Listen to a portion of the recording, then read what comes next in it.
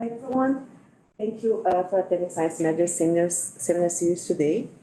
We are pleased to welcome Dr. Danny Miller, Assistant Professor in the Department of Pediatrics at the University of Washington. Dr. Miller received a medical degree from the University of Kansas Medical Center. He performed his residency at the University of Washington and Seattle Children's Hospital, and recently completed his training as a research fellow in ICLAS Lab. One of Danny's main research goals is to understand why 50% of individuals with a suspected genetic disorder remain unsolved after a complete clinical evaluation. He's applying DNA and RNA long-read sequencing to investigate this question. He's also interested in identifying and characterizing novel disease-causing variation. Currently, his lab is leading a project to perform long-read sequencing of all 1,000 genome projects. Samples using nanopore technology. Thank you, Danny. Thank you for that introduction. And if I'm on camera, I apologize if I sway just a little bit.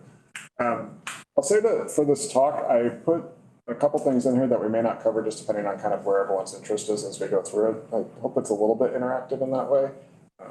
There's just a lot to talk about, and it's hard to know what everyone's interested in, right? So I'll kind of go through the reasons that I'm interested in long-read sequencing, show you some examples of things that I've seen in clinic, and then kind of talk about where I think long-read sequencing will take us, both clinically and in the research space. But hopefully we can have a little discussion as well.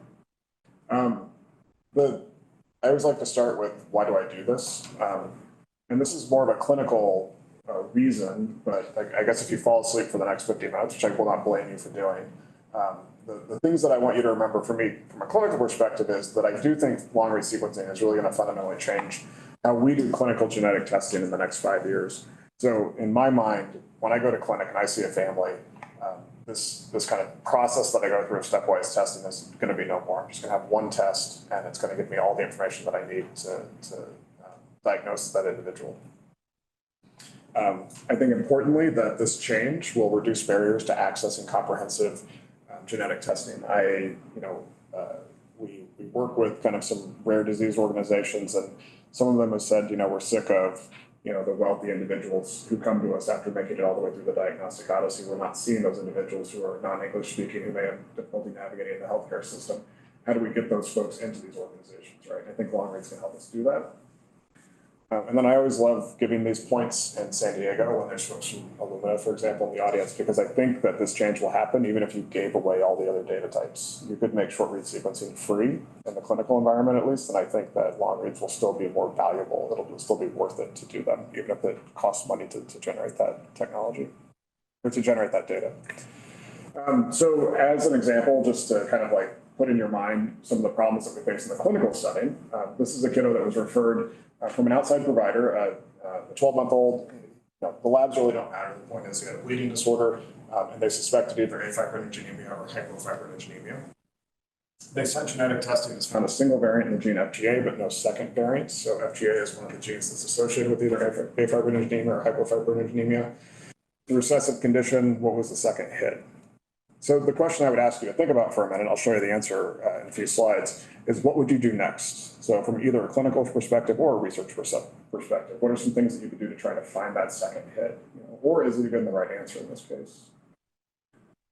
So I mentioned this, and Claudia mentioned this in the introduction. As a clinical geneticist, I kind of go through this diagnostic odyssey with families. Somebody who has a kid who has autism or intellectual disability comes into the clinic. We may do a series of genetic tests to try to get to the cause of that condition. And even with all the things that we can do, microarrays, panels, exomes, genomes, reanalysis, methylation, which I don't show on here, we diagnose less than half of the individuals that we see in clinic. We provide a precise molecular diagnosis, I should say, for half the individuals, less than half that we see in clinic. And the general idea here is, could we use a single test, long-read sequencing, to essentially just replace the entire diagnostic odyssey? You generate the data once, and you analyze it in multiple ways. And I think most people here, or many people here, have looked at some of this data, and you can see how that's possible, right? You have a single data type that you could then look at CMV analysis. We were just looking at this CMV, for example. You could also use that same data type to do other types of analysis, like repeat expansions. You could look at SNPs throughout the whole genome, and then you can look at methylation as well. And then what's that diagnostic rate going to be? There's no data to say what it will be. I will say that I do think it will be higher than 50%, but how much higher, I don't know. I just wrote a commentary that the reviewers did not receive well when I said, there is no data to support this, but I think it will be higher than 50%. And they said, you need to provide data for that. And I was like, it's a commentary. Why do I need data for that? That's a story for dinner, I think, tonight. So this seems a little silly to talk about here, but I just do want to briefly, what is long read sequencing? Essentially, it's the reads are longer than short reads. And I think the easiest way to think about it is if you think about a repetitive region of the genome. So here I'm just showing you a region that's repeated 5 times in a row. When you have short reads, which are shown represented by the green, yellow, and orange boxes, they may not map reliably to those repetitive regions. So for any of those green reads, you're really kind of guessing as to which one of those 5 locations they map to. Long reads solve this problem most often by being longer than the length of the repetitive region itself. It's not always true. Centromeres are highly repetitive, and sometimes long reads aren't long enough to span those regions. But often within those repetitive regions, there are polymorphisms that allow you to uniquely place the long reads. They simplify this entire process.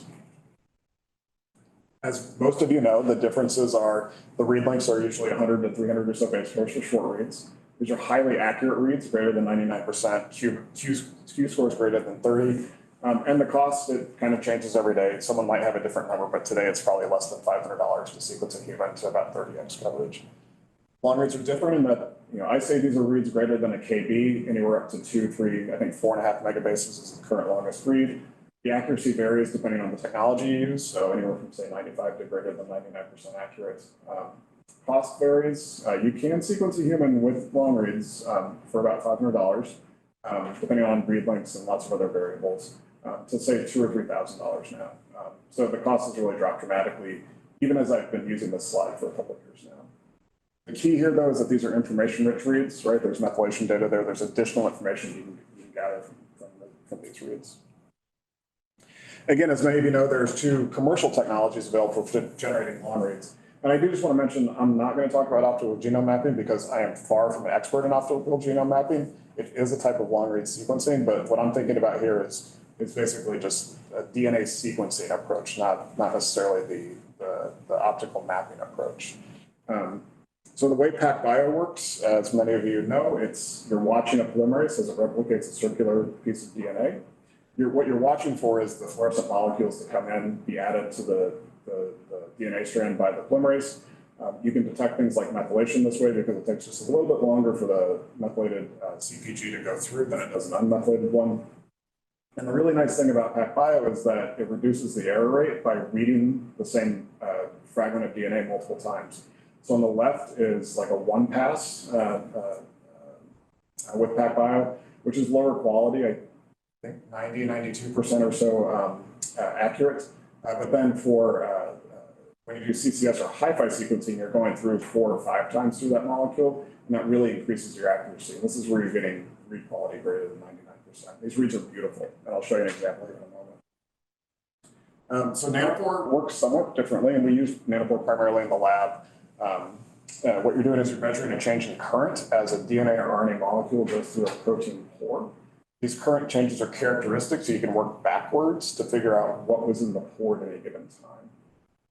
The nice thing here is that, well, the pore doesn't care how long the molecule is, so this is how you can sequence 3 or 4 megabase long molecules. The pore also really doesn't care what the modification is. So as long as you have a model, you can figure out all the different DNA modifications that go through the pore, as well as the RNA modifications. And the final thing, as you may or may not have seen the preprint, you can actually sequence protein using this method as well. And just as a plug, we're going to have a long-read sequencing symposium at Fred Hutch next week, and Jeff Navala, who was the senior author on that paper, is going to give a talk about what they did, which I think is super cool. So it kind of opens up the door to someday you could essentially sequence DNA, RNA, and protein all using a single device like this, which I think is exciting. This, I should mention, of course, it's not that easy to work backwards from the signal to the sequence, so it increases error. The primary error mode of nanopore is in indels within homopolymers. So essentially, you can imagine it's hard to know when you go from your 6th to your 7th A in a row as far as the signal goes. And then low complexity repeats, so like a TA repeat might be hard for the pore, or for the base caller to figure out what the molecules are that were in the pore. The SMV recall for nanopore data above 30x is now greater than 99%. I mean, essentially it's better than Illumina data. So the challenges are really in indels. This is just to give you an example of what some of those challenges look like. This is older nanopore data. This is the R9 flow cell, and then PacBio HiFi is on the bottom. The HiFi data is beautiful. It's clean, but the essential information is there in this nanopore data, the homozygous deletion, the homozygous SNP. And just to point out, because I don't know who all's on Zoom, this is that deletion, and then this is the single nucleotide polymorphism here. All this other stuff is error from the nanopore data, but again, this is an R9 flow cell, so it's an older version of the pore that is lower quality. It's also an older version of the base caller. Newer versions of the base caller and newer versions of the pore look like this. So here you have an R9 on top, and you can see those deletion and insertion errors. But with the newer version of the pore and a newer version of the base caller, you can see that those essentially go away. So what I hope we can start doing is stop talking about the technology and start talking about how we can use the technology. My wife has a really good analogy that she thinks about these, and now I think about them like CVS and Walgreens. They're always on the same corner because they benefit from each other, right? We should think about these technologies as kind of being similar. They benefit from each other by being out there, by being used. One, I guess, neat approach using nanopore is something called adaptive sampling. What this is doing is it allows you to enrich particular areas of the genome for sequencing. I'm going to try to pause this while we talk. So what's happening here is that in real time, the signal from any of the pores is sent to a computer. You can base call it in real time, and then you can ask a question. You can say, is this particular molecule in the region of the genome that I care about? If it is, you can continue sequencing it. And if it's not, you can actually reverse current on individual pores, kick it out, and grab a new molecule for sequencing. So that first one, that was not in a region you care about. Current's reversed, the molecule is kicked out. And then next, this one will match. So it's in a region that you care about, so we'll continue sequencing that molecule. I know that you guys are doing this in your lab, and it's working well, it sounds like.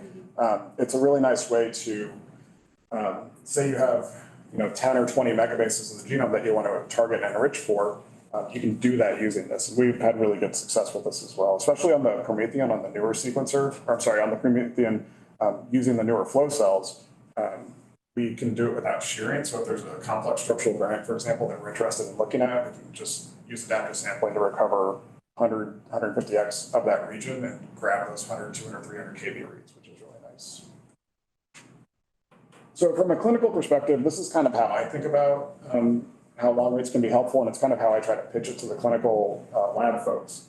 Think about a test that's complex, that requires multiple steps. So imprinting disorders are kind of a classic example of that. And here I'm showing you a workflow for testing for Beckwith-Wiedemann syndrome. This is an imprinting disorder. There's a tumor risk associated with it. So you always want to try to figure out, does this individual have Beckwith or not?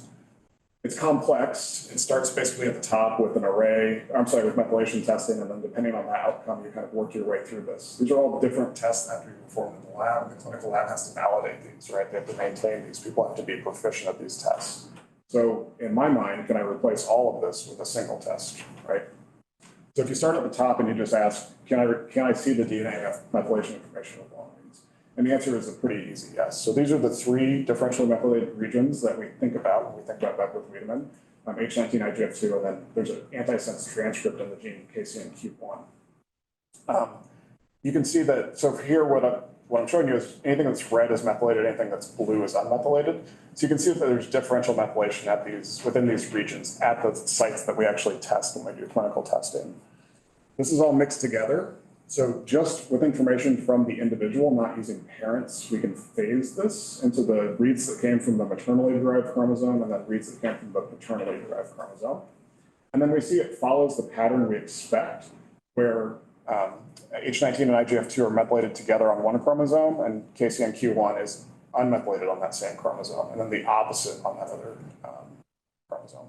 So already you have information that you wouldn't have had with standard clinical testing. Does the methylation pattern fit the inheritance that you expect? Say that that's positive, so say that you do have a methylation difference, the next test that's recommended clinically is to do some type of copy number variant testing, maybe with an array or some other method. But just using the same data source, we can back out and we could actually look at the entire region, which is nearly 850 or so KB. And we could ask, are there any copy number changes there? There's a few peaks here and there, just where there's actually the reference genome isn't fully correct in this region. But you can just basically say, do I see a big deletion, duplication, inversion, things like that. Same data source. Say that you saw a methylation abnormality and then your copy number variant testing was negative. One thing that's recommended is to look for uniparental disomy. So you'd have to run a SNP-based chromosome microarray and you'd have to ask, what's the AB allele frequency, things like that. With long reads, with sequencing, you can just plot the homozygous and heterozygous variants, which I'm showing you here, and you can ask, is there too much, is there heterozygosity or is there too much homozygosity? So for this particular example, you basically have all homozygous SNPs. So you know that there's uniparental disomy in this case. This red box just indicates the region that where the methylation differences are. And then finally, let's say that you did methylation testing, it was negative. You could just easily go look at the gene that you should test for SNPs, which is CDKN1C, and you can ask, is there a polymorphism there that could be pathogenic? So this is all from a single data source. So you've essentially replaced every step of this process using long-read sequencing. That's my push in clinical testing, right? Let's just validate one test, one DNA extraction, one library preparation, one sequencing run, and then analyze that data in different ways.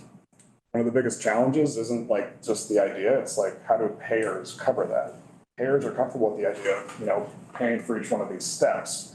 They're not necessarily comfortable with the idea of I might need to pay more and cover everything. So it's kind of funny some of the challenges that you can run into when you're thinking about this. And finally, I really like this example just because it shows how much more detail you can get with long-read sequencing. So this is from a paper that we published in 2021 in AGHG, but the case came from Heather Mefford's lab, and they published it in 2019. This was a case of varicella Scott caused by a repeat expansion in a gene XYLT1, which is the gene associated with it. And just to kind of quickly walk you through it, so this is a southern. I will be honest, I've never done an actual southern in my life, but I can read them, or I can read the figure of it, or Heather explained it to me, which was really the way I understood it. So this individual is the proband, and they have an expansion of this particular locus here, which is represented by the 1. The individual's mother has 2 different bands here, and one of these represents a premutation allele. So the mom carries an expansion of this region, but it's not considered to be pathogenic because it's not big enough yet to be pathogenic. And then the dad, who is right here, he has a single band here, and it turns out he has a single band here because he has a deletion on the other chromosome. So, but it's a recessive condition, so he doesn't have the phenotype. So what happened is this individual inherited the premutation allele from mom and the deletion from dad.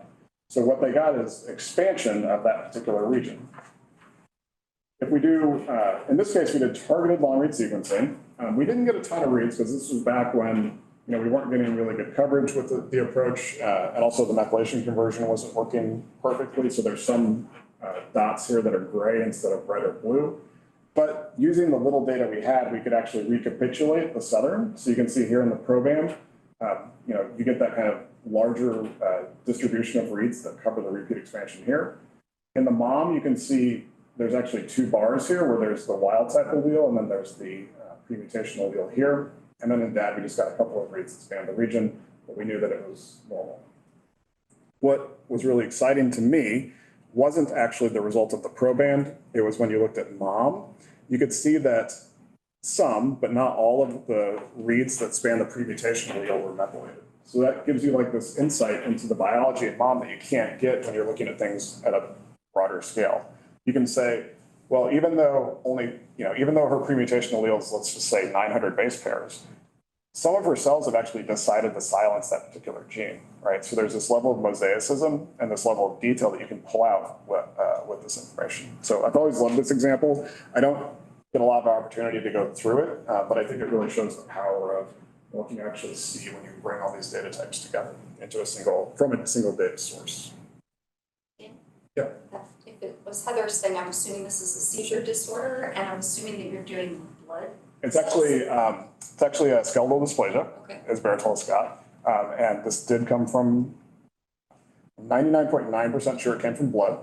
So yeah, if you looked at saliva, would it be something different? If you looked at skin cells, would it be something different? Excellent. I think that's where you're going, right? Yeah. So yeah, can it be tissue specific, of course. Yep. So I do want to go through some examples of cases that we've solved using long reads. It gives it sheds light on things we miss with standard clinical testing.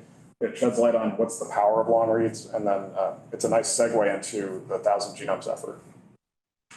So why is it that we only solve less than half of the cases that we see in clinic, or why do we only get a precise molecular diagnosis in less than half of the cases? I think I can simplify it into these two buckets. We don't know the function of every gene in the genome. So if you go to OMIM, there's like 4,500 genes or so that are associated with conditions. What are the other 15,000 or so doing? They're not just along for the ride. We just don't know what the impact is. And then separately, there's of course variants that are really difficult to detect or interpret. The first kind of category is that there are genes that are just difficult to sequence. So this first example comes from a case that I saw when I was a resident at Children's. This was a kiddo who was brought in with respiratory failure at birth, and she went on to ECMO because of that. This was totally unexpected, totally normal pregnancy. So when you start thinking about why might a kid have respiratory failure at birth, you start building a differential, and one of those things on your differential is going to be a ciliopathy, so problems with cilia. We sent an exome. It was a duo. It was a sperm donation pregnancy, so we didn't have the paternal genome. The lab called us and said, we see a likely pathogenic deletion in a gene called the Haydn, but we didn't see a second hit in the gene. It's a recessive condition. And I said, thanks. And then I immediately went to Google and I was like, what is Haydn? Because I just didn't, I didn't know. So it turns out that it's a gene that is involved in a ciliopathy, which you start thinking, oh, this starts to make sense. I'm making a story. But the problem is, of course, it's recessive and there's only one hit. Haydn's a very interesting gene. You have essentially two copies. You have a pseudogene that's called Haydn2. It's about a 400 kb gene, and Haydn2 is about 380 kb. So Haydn contains a 380 kb segmental duplication. The two base pair deletion in the kiddo was way over there on the right, as you can see. And the question we had is, how much visibility do we have within the segmental duplication? The answer is it's variable. So just as an example, if you take short read data from NA12878, you just map it, you start looking through Haydn and you see that there's regions where you really don't have a lot of visibility. And just what I'm highlighting here is that there's these two exons where reads just don't align very well, right? So if there was a pathogenic variant at that region, you may not see it using things like exome or genome sequencing. So to make a really long story short, we consented the family to research and we did targeted long read sequencing on the kiddo. And we actually didn't find a second variant. She got better fairly quickly. She came off ECMO and she actually went home and did really well. Before we got the targeted long read sequencing result back, I like to share this when I can. So I was working, you work days and nights when you're at residency. So I was working one night in the hospital and I was watching the ED board because I was worried I'd get an admission because that's kind of what you do when you're a resident. You're like, I don't want to do admissions. But I saw her name pop up on the ED board. I was like, oh, why is she back? So I went down and talked to the family and it turns out, she's just drinking milk one night and just starts coughing really bad, like any, 2-month-old might do. But they were just like in their mind so scared that she had a ciliopathy. But they're like, their threshold for going to the ED is very low. So she comes in, she gets a chest x-ray, like all these labs are done things like this. And, if the family didn't think she had that condition, would they have brought her in? Probably not. So we got the result back, the targeted long read sequencing result, and we didn't see a second variant. So, on a research basis, we could share that with them. We also separately collected cells from her and sent them to a lab, and they also confirmed that she didn't have a ciliopathy. And talking to the family, that kind of like removed that uncertainty from them. But otherwise, I don't know how we would have provided. I also like to point out that over one of these exons, and this is just one of those things like that worked out really nicely. She has a heterozygous SNP that you would never see, or it'd be hard to see using short read approaches, right? So it's not pathogenic. I think it's synonymous. Sorry, there's no splice AI. It doesn't create an abnormal splice site, things like that. But this is just the level of information you get within these complex regions. The next category of cases, of course, is structural variants can be difficult to identify using short reads. So coming back to the beginning of the talk, the kiddo with either afibrinogenemia or hypofibrinogenemia. So, we had a known maternally inherited stop in FGA, which I'm showing you here on the maternally derived haplotype in the IGV view. And then I don't think, I probably didn't even need the arrow to show you that there's a huge deletion that takes out that first exon, which is the second hit in this particular case. The clinical testing for this kiddo was done on an exome backbone. So, if you think about how exome copy number variant callers work, it's basically just asking what's the coverage at exon 1 versus exon 2, et cetera, et cetera. So you can understand why it's not uncommon to miss those single exon deletions like this. That's a pretty straightforward one, but the next two are not as straightforward. This example comes from a family with Fanconi anemia. They have a couple of affected kiddos. They were transplanted, they're doing really well, but the question has come up, what's the recurrence risk for the other SIBs? Because they didn't know why the family had Fanconi anemia. So they knew that there was a maternally inherited missense in FANCT2, but they didn't know the second variant in the affected SIBs. FANCT2 is interesting. There's a couple of segmental duplications in the gene, and one of them, there's actually an overlapping region of segmental duplications.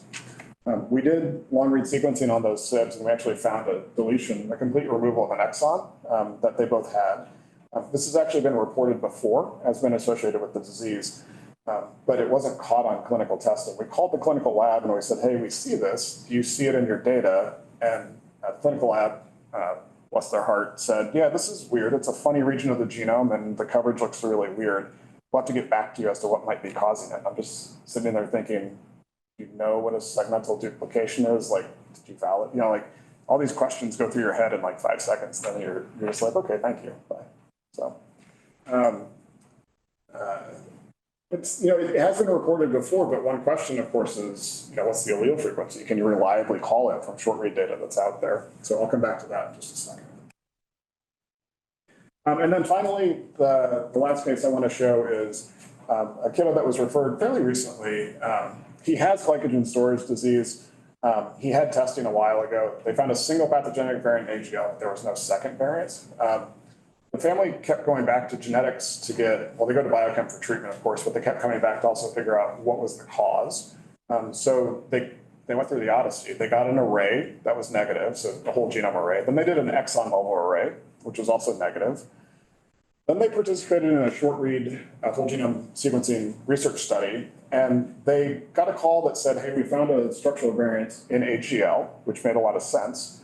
But the group that did the study said, we think it's a translocation, but they didn't do anything to validate it.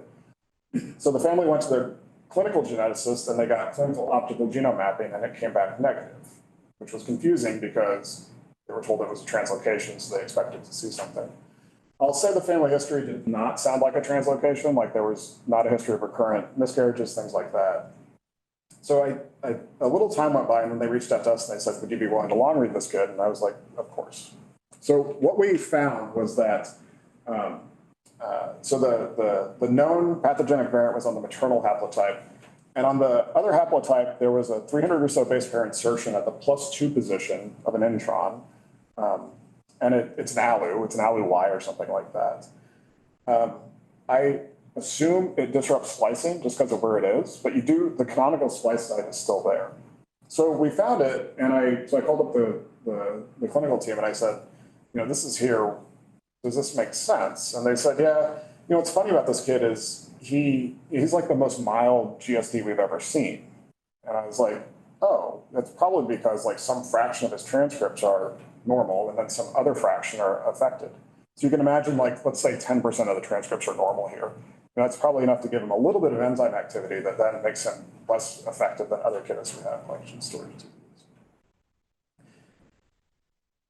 I don't see that this has ever been reported, but I still want to know what's the frequency, right? Like if you're in a clinical lab, would you sign this out as being pathogenic? It's a hard one, I think. So then was this inherited? I missed this part. Funny story. Well, so the question is, was this inherited? We don't know yet. We're working to figure it out. The funny story is that he, for whatever reason, well, I guess because genetics, he actually has a distant cousin. So he has a distant cousin on his dad's side who also has glycogen storage disease. But she has never had testing. my suspicion is that she'll have this variant, but we don't know yet. It's also just like two people, close enough related and end up with a recessive condition like that where there's no relatedness in the family. So. And I'm assuming you didn't do RNA. We haven't done RNA yet. There's a tube in our freezer. Yeah, we do want to know how much of the transcript is normal versus abnormal. And then for cases like others, you can resolve them with short reads, right? Yeah, so that's why I was a little surprised about why they told the family it was a translocation. Why did they, I don't have the short read data. I don't know why they looked at this and said that's a translocation and didn't think it could just be an ALU. I did go look at the, when you take the sequence and you blot it, it shows up multiple regions of the genome. I gotta be honest, I don't remember the exact chromosomes, but I think they told me, and I was like, oh, the third hit is that other chromosome they said there was a translocation with, right? So I don't know why they were told it was a translocation. Why didn't someone just think it through and say this could be an insertion, right? Like at that point, those things seem equally likely, or maybe the insertion is actually more likely. So I can't speak to why they sold this as a translocation. Uncertainties in structural variation always. Short reads is very prone to translocation when it's actually repeats like owl. That's actually. So not surprising then?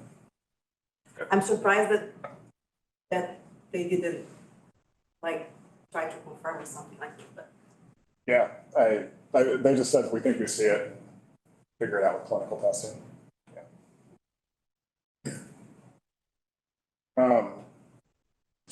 So I guess this kind of speaks to your point. Short reads don't find all the structural variants. The question is how much do they miss? And I think it's pretty dramatic. I'm going to say quote unquote the best. I know that's probably not true. Using short reads, the most you're going to find are say 10,000 or so structural variants, but in reality, there's 20 to 30,000 structural variants per genome. So we're missing more than half with short read sequencing. Is it that short reads are really missing them, or is it just hard to build the algorithms to detect them? It's some combination of both. Is it worth the time to develop better structural variant callers for short reads, or should we just invest the effort into, data that's easier to analyze? I'm in the camp of we should just generate data that's easier to analyze, especially as that cost continues to fall.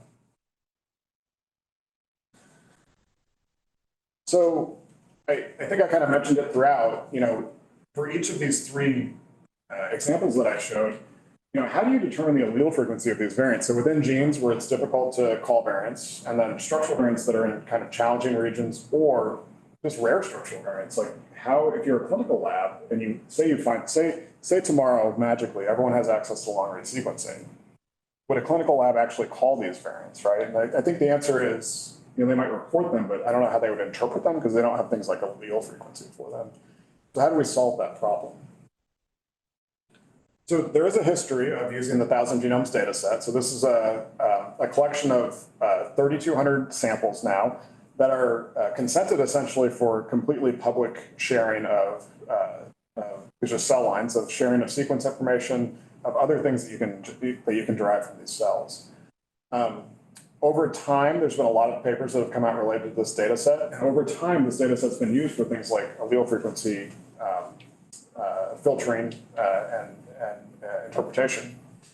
One thing that's missing is long-read sequencing of this data set. The individuals have been done, but the entire collection hasn't been done. So we currently, with Evan Eichler's lab, lead an effort to sequence. Right now, our plan is 800 of the 3,200 samples. There's a fair bit that are being done through HGSVC, the Human Genome Structural Variant Consortium, and the Human Pan-Genome Reference Consortium. So we're not going to do all 3,200, but we're going to try to do most of them. But for now, we know we can do 800 of them. We've sequenced, we say 100, we're actually up to about 150 or maybe closer to 200 at this point that we've actually sequenced. And then this data is publicly available. We put it on AWS. You could go download it right now if you wanted to. We validate it before we put it up, but it's all out there. We do this two different ways. We do the analysis, I should say, two different ways. So first we get the cells, we grow them up. We sequence them on nanopore. We're aiming for read lengths greater than, on average, greater than 50 kb and coverage greater than 30x. And we put them through either an alignment pipeline or an assembly-based pipeline. For the assembly pipeline, we're using what used to be called the CARD pipeline, so the CARD Consortium at the NIH, but it's now called the NAPU pipeline, I think. It was just published in Nature Biotech. And then from both of those pipelines, we combine the data in some way that will ask questions about what's the frequency of structural variants, how similar are different structural variants, things like that. This is a plot from the first 100 just showing that we were able to generate at least 30x coverage with average read lengths greater than 50 kb. The dots that are below 50 kb, they have more than 30x coverage, but they have at least 30x coverage in average read lengths of 50 kb. But you do see that we get some that are some really nice read lengths on the 70, 80 kb range. When we call structural variants from this data set, we see the patterns that we expect. So insertions are on the right, deletions are on the left. And then you can see in the 0 to 100, or I'm sorry, 0 to 1,000 base pair plots, you see the ALU peak around 300 or so. And then on the bottom row, you see the line peak around 6,000 or so. And then, as expected, when you look at any individual, when you start asking what are the novel structural variants I see per individual, they do increase. And then the slope or the frequency goes up when you add the African samples to the data set. So it's nice to recapitulate this within this data set. We can start to build tools to explore the data set to make it much easier for the community to look at. So Sophie Gibson, who's a graduate student in the lab, she's a genome sciences graduate student. She has built a preliminary tool to look at repeat expansions within the 1,000 genomes data set. Right now, this only works for disease-associated repeat expansions, but soon it will be genome-wide. The idea here is basically, you pick a locus and then you ask what's the distribution, which is the plot. And then if you click on any of those boxes, you'll get the sample that it came from and you can see the actual repeat length.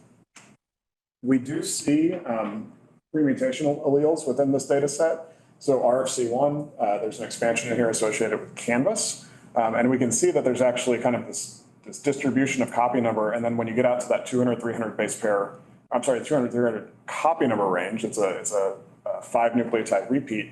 There is one individual who has an expansion there. You can actually zoom in within this application. You can zoom in and you can look at that individual and you can see that they are right here. So you get that copy number, which is 250 or whatever it is. And on the other allele, they don't have an expansion. So we can see evidence of this within the data set, which is really nice. What I'm hoping is that we can use this to identify repeat expansion loci that could cause disease but haven't been associated yet, right? You can imagine if you take 1,000 samples, you find individuals who have pre-mutational alleles, that's a region that could be associated with disease. So if we go back to this ALU, we could use this data set to ask what's the frequency of this particular insertion. So for this individual, when we call structural variants and we filter them, we get about 30,000 or so. If we use the 100 samples from the 1,000 Genomes project, so 200 haplotypes, we can immediately filter it down to 1,000 structural variants. If we just ask which are structural variants that intersect with genes, we get it down to 350, and that's tractable in Excel kind of thing. And then the variant that was that particular ALU is actually within that list of 350. So we can annotate it, we can say the gene name, and we can pull it out, which is nice. We've got about 10 or so cases where we know the structural variant. In all 10, the story is the same. The causative variant always ends up in the filtered data set, and then we can identify that variant, which is nice. This is a database that Gus, another graduate student in the lab, has been working on. Just basically letting you query the data. This is in development. I need to update this table because, for example, the variance, I think, is like greater than the number of atoms in the universe or something. So there's some problems, but they've been fixed. But essentially what you can do is you can put in the gene name, and then you can ask what's the frequency, and this particular insertion doesn't end up in this list, which is what we would expect in this case. I do want to think about, I've been talking about clinical testing. I want to kind of switch a little bit to research testing and just ask, how could long reads help us in the research environment? And coming back to this idea of, why are only less than half of cases have a precise molecular diagnosis? of course, we have incomplete gene phenotype relationships, right? We don't know the function of the gene. So what usually happens in these cases, as many of you know, is you essentially build a cohort, right? You're like, I'm interested in this particular phenotype, so I'm going to collect these cases and I'm going to analyze them in some way. And that's kind of what I'm representing here. You know, you have a group of families or individuals that you've recruited because they all have a similar phenotype. So this particular case that I'm going to talk about, this also came from Heather Mefford. This was a kiddo who had epilepsy, presented a little bit late, 2 months of age, or no, I shouldn't say a little bit late, but just presented at 2 months of age. And the clinical features don't matter. I just want to point out that had rapid trio exome sequencing with MITO, it was negative. The written report, it was negative. There were no uncertain findings. And I would, as we kind of go through this, just think about, like, given this result, clearly has epilepsy, has a negative exome, what could you do? What would you do? I will say that I would not have thought of the answer to this case if I was inpatient with this kid. What Heather did is she got a cohort of individuals with epilepsy and did methylation testing. She did a methylation array. And she just asked, are there any abnormal patterns of methylation within this cohort? What I'm showing you here is the array output from 3 different locations on chromosome 13. In red is the kiddo that we're talking about, and then black lines are the remainder of the individuals within the cohort. And so this kiddo has an abnormal methylation pattern for part of chromosome 13, but not all of chromosome 13. About 25% or so along chromosome 13. So Heather's question was, why? What is causing this particular pattern? So we got a sample. We did a whole genome long-read sequencing on this individual. We nicely phased the reads into the 2 different haplotypes. And what we were able to see, kind of similar to the Baratella-Scott example, is that all the reads that are methylated on chromosome 13 go to one haplotype, which tells you that there's something going on with that particular chromosome. It's not distributed among both chromosomes. This is true for kind of all the CPGs that you look at along chromosome 13, which is really nice. And then what we ended up finding is that this kiddo actually had a previously undetected translocation between chromosome X and chromosome 13. So you can imagine what happened is X inactivation just proceeded kind of down the rest of the X and picked up whatever part of chromosome 13 was attached. Usually what you see in these individuals is skewed X inactivation, and the structurally normal X chromosome is the one that is inactivated, because you don't want to inactivate your autosomes, right? I don't know, this is a kind of a unique case where the autosome was inactivated, and we assume this was the cause of her epilepsy. I gotta say, clinically, I never would have thought to send a karyotype in a case like this. If you told me the story, I wouldn't have a reason to, but that's what would have solved this particular case. So if you think about these cohorts that we've built within research labs, I think one question I have, and I'm sure everyone else has, is what percentage can you just kind of, I'm going to say simply in quotes, right? How could you easily kind of solve individuals and then be left with a smaller, tighter cohort that has good phenotyping, and then you could use for things like gene discovery efforts, right? And that's what I think long reads will do in this particular case. So I have 2 more sections, and it's 12:45. Do we go till 1, or should I try to go till 12:50? Okay. What time do we have lunch at? 15 is fine. We don't have a. I think all people having lunch with you are here. Okay. I just don't want to use up more time than I should, but I can go through the hemophilia stuff really quickly. So the story I'm going to tell here is a collaboration with Jill Johnson, who's a hematologist. She's at UW now, and she sees individuals in an adult hemophilia clinic. And most people know hemophilia, it's an X-linked bleeding disorder, right? So there's A and B. So A is caused by variants in factor 8, and B is caused by variants in factor 9. It typically affects males because, or 46 XY individuals, because if you only have one copy of the X chromosome, if you have a pathogenic variant, the genes aren't going to work. Treatment is typically replacement of the factor, which works well, except that some individuals, or a large percentage of individuals, I should say, will develop antibodies against the factor. So it can make it complicated to treat these individuals. And we know there's certain genotypes that are more likely to develop antibody to develop inhibitor to the factor. We don't have a good way to identify or sometimes predict those. Jill led a project called My Life, Our Future, which essentially genotyped a large number of individuals with hemophilia in the United States. And what was interesting is that about 2% of those individuals, specifically who had hemophilia A, had no factor VIII variant identified, despite a pretty extensive despite pretty extensive testing, including whole genome sequencing in some cases. So the question initially was, can we use long reads to solve that 2%? Separately, we also knew that there's large structural variants that are involved in hemophilia, and I'll show you why in a second. And it's really hard to characterize those structural variants. And it turns out, actually, the individuals who have large structural variants are more likely to develop inhibitor. So the question is why? So this is factor VIII on the distal end of the X chromosome. The challenge with this particular gene is that it contains two segmental duplications. The first segmental duplication is in intron 1, and its neighbor is kind of over here. And the second segmental duplication is a bit bigger. It's about 10 or so kb. It's an intron 22, so they call it the intron 22 inversion typically, or inversion 22. There are two other segmental duplications that it can interact with, and those segmental duplications are actually contained within a larger segmental duplication. So it's a really challenging region. If you map short reads to the region, again, this is NA12878, you can see that over the segmental duplication, which is represented in orange here and blue down here, you get really poor coverage, right? So you're not going to get any information about the structure of the inversion.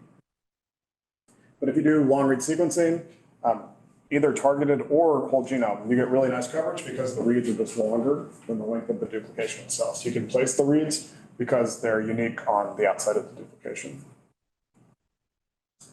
So what we did is we looked at 8 individuals who either had no variant or had a structural variant that wasn't fully resolved by prior testing, and we did targeted nanopore sequencing on them. And then we looked at 10 individuals who we knew had inversions involving intron 22, but we didn't know the actual structure of that inversion. So the kind of quick hit here is that within those 8 individuals who either had no variant or had a structural variant that wasn't fully resolved, we did quickly find that 4 had deep intronic variants that we predicted ultra-splicing. We actually confirmed that all 4 did ultra-splicing using exon trap assays. And the other 4 we found, just kind of like, if you're a stamp collector, it's kind of an interesting group of structural variants in order to look at. One individual had a large deletion within intron 1. It didn't take out either exon 1 or exon 2, but it was large enough that I assume it disrupts splicing in some way.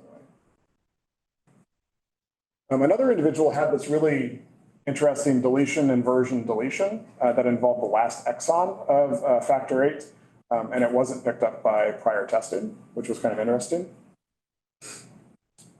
This individual had 2 inversions, so this is, I think, a 1 megabase inversion on either side. The inversion in the middle completely bisected factor VIII. And then this final individual had kind of a complex event, a deletion, translocation, maybe a part of chromosome 20, and then another deletion. Again, didn't actually take out an exon within factor VIII, but it did stick most of RBCK1 within factor VIII, which is going to likely disrupt splicing in some way or function of the gene. What was maybe more interesting and more challenging was the whole genome sequencing of the individuals who had inversions that we knew involved intron 22. And again, the challenge here is that not only are there 2 other segmental duplications for that, or I'm sorry, 2 other copies of that segmental duplication, but they live within larger segmental duplications themselves. And in all cases, we either were able to fully resolve or get a really good idea of what was going on within these particular inversions. So these plots here, we call them subway plots. Essentially, they kind of help you figure out which ends are connected to which. So just as a simple, or just kind of walk through this quickly, for this individual, start over here, you go through segment A, you get to segment B, it's completely, you go through it, but then the reads are connected to this second segmental duplication. You then pick up some of that segmental duplication, and then you go back to the beginning here, and then you walk all the way back to the gene. So what you've done is you've bisected the gene by sticking this region in the middle. Very similar story here, it just involves the more proximal segmental duplication. And then you get things that are a bit more complex. You go through, the segmental duplication, you pick up part of the distal, and then you get part of you get part of the distal and then part of the proximal, and then you continue through the gene itself. And then other things where you get large deletions that include the gene. So in all cases, we either fully resolved or had a pretty good idea of what was going on within these regions. How these translate to risk for developing an inhibitor, we're still trying to figure out. But at least we kind of have a more full picture of what the structure of those regions look like. We think, I'll just kind of jump to the last bullet, we do think, we being Jill and myself and most other people we talk to about this, if you have hemophilia and you have no variant found, it's probably true that long-read sequencing is the next best test. The intronic, the SNPs that were predicted to alter splicing in those 4 cases, of course, you could find them with whole genome sequencing probably, but why, if in more than half of the cases you're going to find something with long reads anyways? So this is kind of helping us build the story of for these missing variant cases, you should just do long read sequencing because it will resolve, it will catch essentially everything. Okay, and then I'm going to end with a story from clinic actually, and a story about how I think one of the strong arguments for why long reads are going to reduce barriers to comprehensive testing. So we live in a unique area, right? We're in the Pacific Northwest. We live within the WWAMI region, is how University of Washington calls it. And that's Washington, Idaho, Montana, Wyoming, and Alaska. So we see individuals from a large area of the country. I think it's the largest physical catchment in the United States. So at Children's, we do see a lot of individuals from Alaska. In skeletal dysplasia clinic, I do see individuals from Alaska. This is a story about a kiddo that was referred when he was about 3 or 4 years of age, and he had really been through kind of the ringer with the diagnostic odyssey. When he was born, he had distinct features. They got a SNP array. It was essentially normal. There was a VUS that I'll talk about in a second, a copy number variant, but otherwise it didn't explain his features. Family went back to their village in Alaska, which is not a one-stop flight. It takes multiple flights to get there. He came back to Anchorage to get testing for a specific disorder that someone suspected that was negative. They continued to think that he had a skeletal dysplasia, so he came back a year or so later, got a panel that was negative as well. At that point, he was referred down to Seattle to see us. That's 6 flights because you go from your village to kind of your center to then Anchorage to then Seattle. It was him, his parents, and his mom was pregnant at the time, so it's not an easy trip. I ordered an exome on this kiddo, but I also enrolled him in research because I was curious about the copy number variant, but also because I was a little suspicious that we wouldn't find anything on the exome. The copy number variant, I'll say, was near a gene that is associated with a skeletal dysplasia that didn't fit his phenotype, but it was near a gene associated with skeletal dysplasia, so I did want to try to resolve it. So the exome came back and was negative, which didn't surprise me. The copy number variant was tandem and probably unlikely to be pathogenic. Although this is one of those situations where it's how do I translate that into the medical record because this was done on a research basis. There's not a way to do this clinically yet, but there will be soon, hopefully.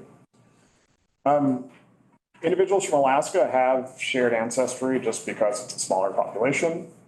When someone got the array a long time ago, whoever wrote the report really wanted to point out that they knew something about Native Alaskans and felt like going on for a paragraph about how there could be UPD because there was a small region of shared ancestry. There was no UPD.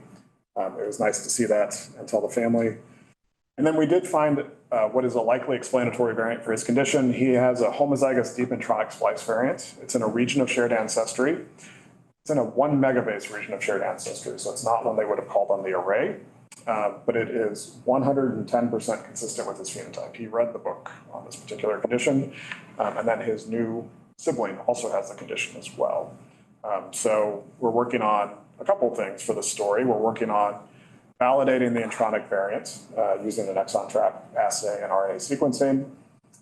We're working on telling the story the right way because it's a family, it's a Native Alaska family. So how do you, make sure that you respect that heritage, but also get the story out as a way to show, why do we have to put families through this when we could just use a single test and kind of get the answer we need? And then, of course, give them recurrence risk information because they had no idea, with subsequent pregnancies what the risk would be. So, to wrap up, I would say, I want to come back to my initial point is this thinking that long reads are going to change how we do clinical testing. I think that's going to happen in the next 4 or 5 years. I think it's coming quickly. I strongly believe that we'll have a single test to replace current stepwise testing, and we've seen that happen already. So Children's Mercy recently in Kansas City is now doing PacBio whole genome sequencing for individuals in the NICU because they know it's as good as short read sequencing, and they know that they can see more that way. So kind of the field is already moving that way. I am looking forward to calling variants from haplotype resolved assemblies. So take the long read data, assemble it, and then align it to a graph and do your variant calling that way. I think it's going to reduce bias in variant calling and also increase our diagnostic rates. And then again, just kind of going back to that story of the family from Alaska, improved access to testing, improved access to precision medicine, out-of-blood therapies, things like that. I think long reads will bring us all of that. So I'll stop there and say, first off, thank you to the lab. Also to the Gregor Consortium and the Eichler Lab and Evan Eichler, who's, the 1,000 Genome Sequencing Project would not be happening without Gregor and without Evan. And it's been a lot of fun to work on that. And then the folks in Jill's lab at UW, and she was previously at Bloodworks for the hemophilia story. Thank you all for your attention and for everybody on Zoom as well. I'm happy to take questions.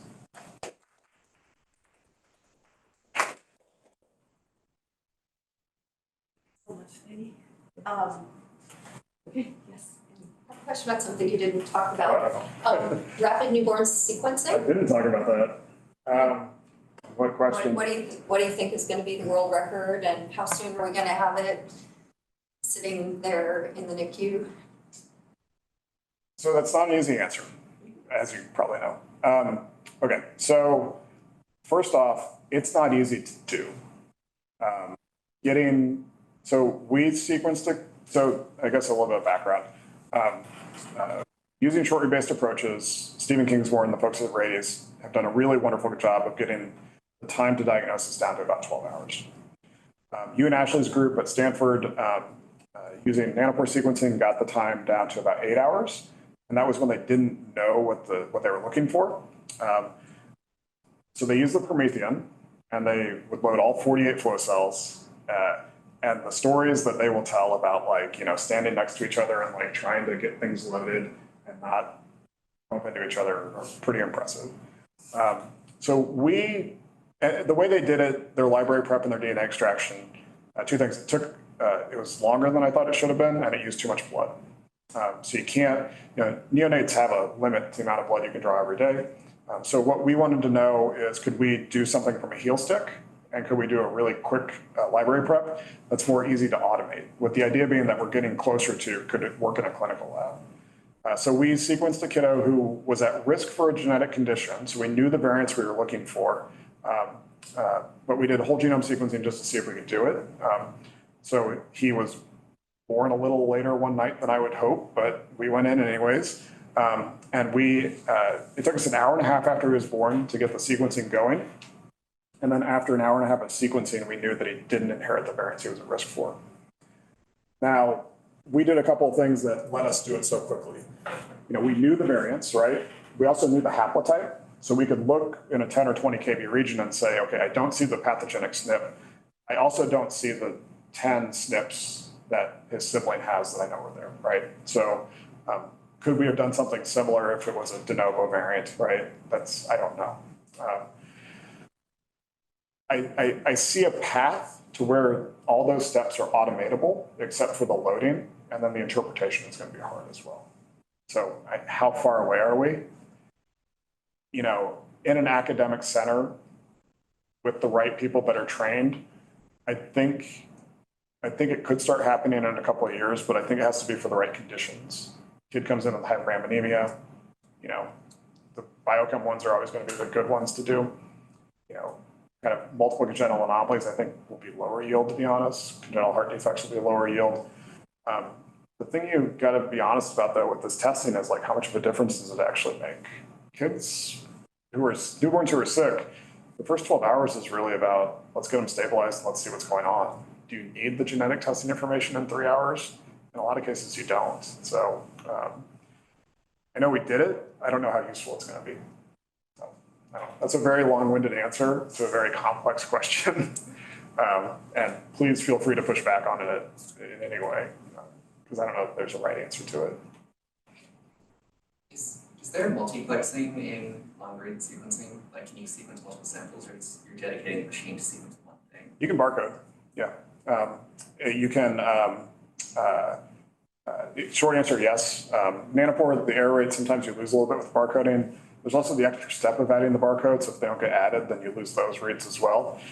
Personally, I prefer to not barcode, to load, wash, and then load another sample. That's how we like to do it. I think there is a question in the chat. Oh, yeah. Yes, Shalini asks if there are SNVs or indels that you miss with long reads that you might catch with short. And if you think you need a low pass short read run to supplement your 30x long read. Those are two great questions, and hi Shalini, nice to see you virtually. So I have not seen a case, this doesn't mean it's not true, that there would be SNV or indels that you miss in long read data that you would see with short read data. That I don't know. Now, I think the other side of that question is, are there events that you miss with Nanopore that you would see with PacBio? As far as I know, I have the only case that I know of a variant missed by Nanopore that would have been picked up by PacBio. It was a kid with Duchenne. He had a single nucleotide insertion in a string of 5 Cs. The insertion was the 6th C. It was missed by ONT because that's the error mode. It would have been picked up on R10. It was done on R9 a long time ago. It was missed clinically because he was initially tested on ion torrent, which when you add nucleotides with ion torrent, you're measuring changes in pH. And it's hard to measure the difference in pH between 5 and 6 nucleotides. So I hope that kind of addresses the first part. And then, yeah, I do often wonder, and a lot of people talk about, do you need low pass short read to supplement your long read? I think with PacBio you wouldn't. With Nanopore, I'm going to say I don't think you need it, but I do think we need to see data to support that. So. One more online question from Konstantinos is whether you have any experience with epi signatures. Yeah, that's a fantastic question. That's actually, we are actively working on that. I will say that so as background, I guess, EpiSign is a test that you can send clinically now. It's based on a 800,000 site base pair, I don't know how you say it, array. And what's interesting is there are epigenetic profiles for certain conditions. So, a simple one might be something like Prader-Willi or Angelman syndrome, of course, but others like Charge, Coffin-Cyrus, they have episignatures as well. You can take methylation calls from Nanopore, and I assume PacBio, and you can run them through that pipeline and you can get the right answer. The array contains 800,000 sites. Our genome contains 44 million CpG sites. How much more is there if you looked at all 44 million CpGs? That is actively being pursued. So we're going to see, I think we'll see this being built up over time, and not just for Mendelian conditions, but I think for cancer as well. So if I had to look 30 years into the future, I actually would expect that, part of your visit to your GP, to your PCP, might include a blood draw where they just ask, what does your methylation profile look like? It doesn't suggest development of a particular cancer, for example, or maybe your cell-free DNA or things like that. But I think methylation is going to play a big part in that. So from a clinical perspective, is it more efficient to enrich the target and sequence the structure or the segment duplication or structure variation you want, or is it just easier to do whole genome?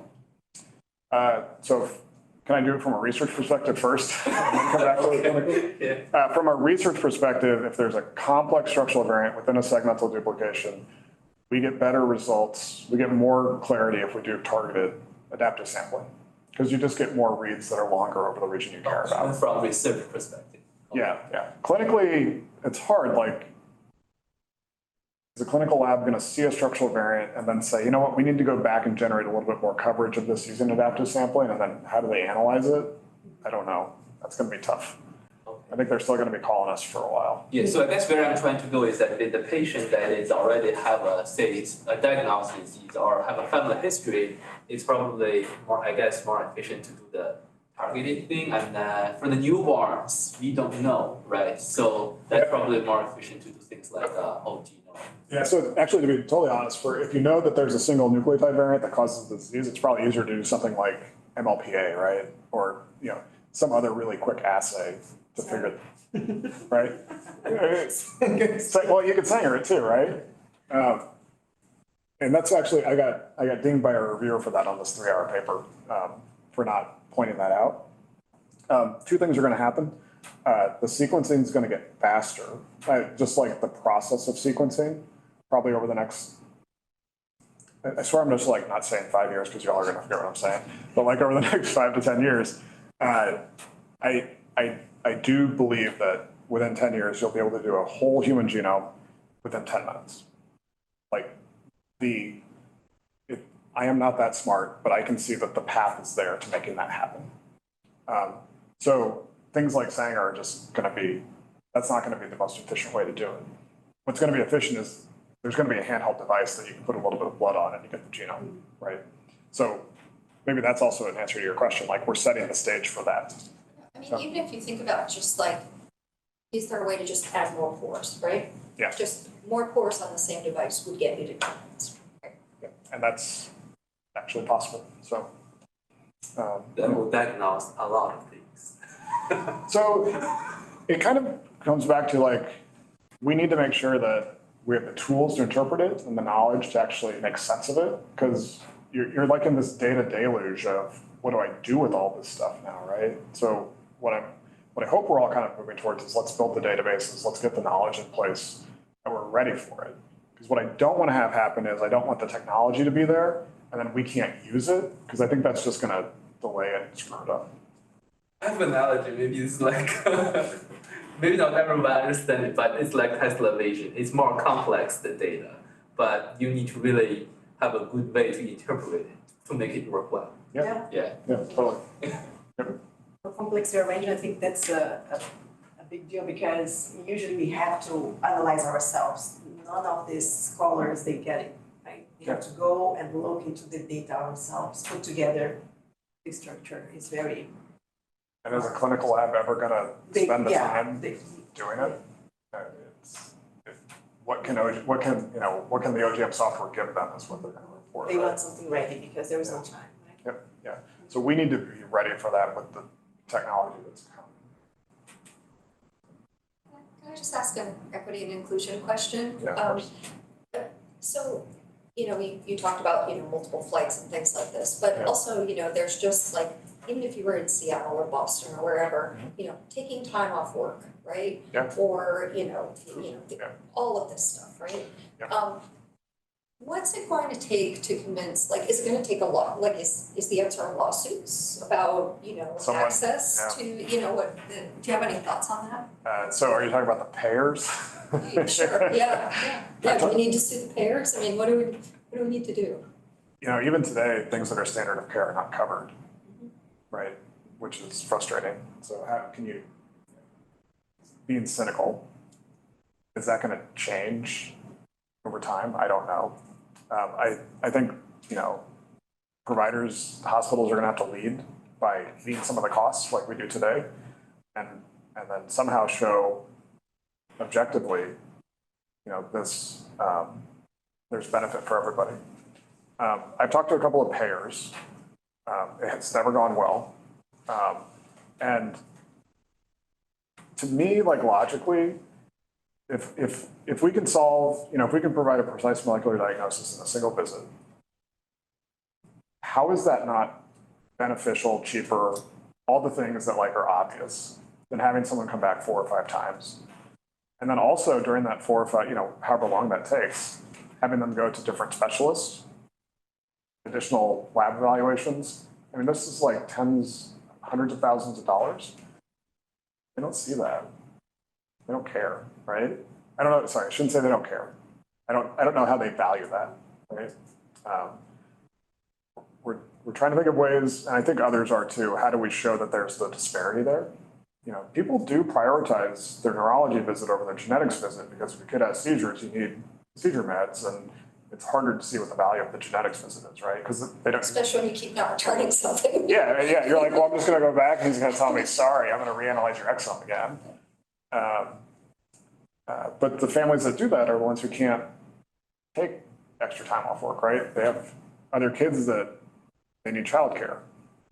These are all barriers that we need to somehow quantify and show that, you know, these improvements in testing can help reduce those barriers.